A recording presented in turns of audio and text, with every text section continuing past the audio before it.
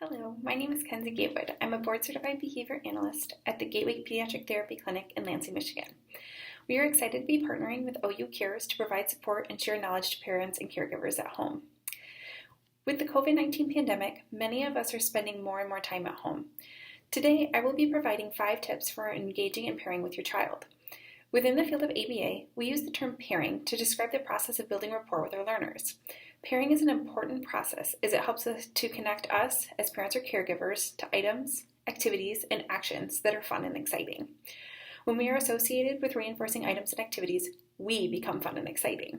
Successful pairing will also increase the likelihood that your child will be motivated to follow instructions from you or complete presented tasks.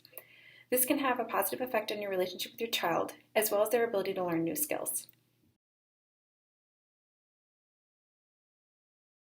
Tip number 1 is get on their level and have open and inviting body language.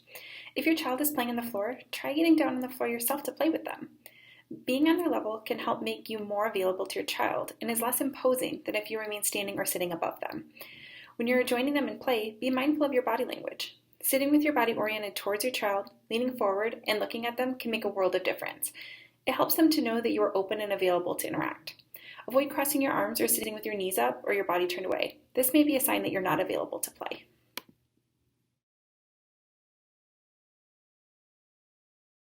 Tip number 2 is follow their lead. When engaging with your child, follow their lead in play. This simply means do what they do. For example, if your child is driving a car back and forth on the ground, you can find another car or another toy with wheels and drive it back and forth next to them. By following their lead, you are showing your child that you are interested and think what they are doing is fun. If your child is making noises or talking during play, echo back those noises or respond to what they're saying. If your child isn't playing with a toy the way it's meant to be played with, but they're remaining safe and having fun, allow them to play their way and join them rather than attempting to correct them or guide them towards a different method of play.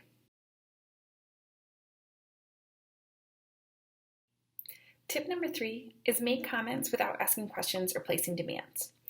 Often when we engage with our children, we may be inclined to ask questions such as, "What are you playing with?" or "What are you doing?" to engage or fill the space. Though these questions are meant to learn more about what your child is doing or what they like, these are also demands that are being placed and indicate that you're looking for a response from them. Similarly, if you ask them to do something different with their play, for example, asking them something like, "Can you crash the car?" this is perceived as a task being presented that is interrupting their preferred play. Instead, practice commenting on what they're doing or narrate the play. For example, if you come to play and see that your child is playing with cars, you may say, "Wow, you're driving the car up the ramp. That's so cool."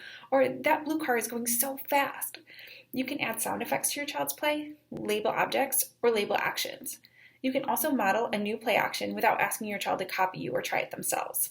For example, you may crash a car and say, "Oh no, it crashed." If your child thinks that's fun and tries it themselves, provide excited praise. If they continue on with their play, just move on to labeling or imitating their next play action. Tip number 4 is control the good things and provide them often. Another great way to pair and build rapport with your child is to directly provide their preferred items. When your child is playing with toys, you can provide access to additional items throughout play. For example, you might have a box of Lego set aside and provide additional pieces to your child as they play. When they are building a tower with long blue Legos, you might find a few more of those pieces and then present them to your child and say, "Here are some more blue Legos for your tower."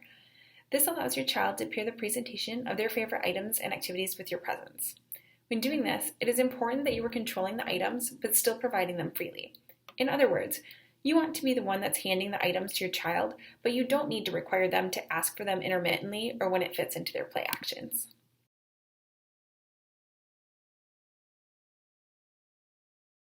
Tip number 5 is be enthusiastic.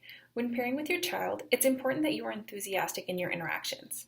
Be excited about what your child is doing. Provide praise and comment on their actions. You can also imitate their play actions and provide an animated narrative of what they're doing. We all like to do things with people who have the same interests as us. When you appear excited about the things that your child is interested in, this can make your child more eager for you to join them in play.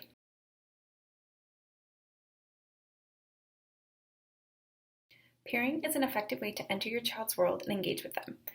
It is an ongoing process that can be used daily, weekly, or any time you might feel you need to gain some momentum in rapport with your child. There is no end to pairing, and these 5 tips can be revisited and practiced at any time. Thank you so much for watching. We hope you find these tips useful for pairing and engaging with your child.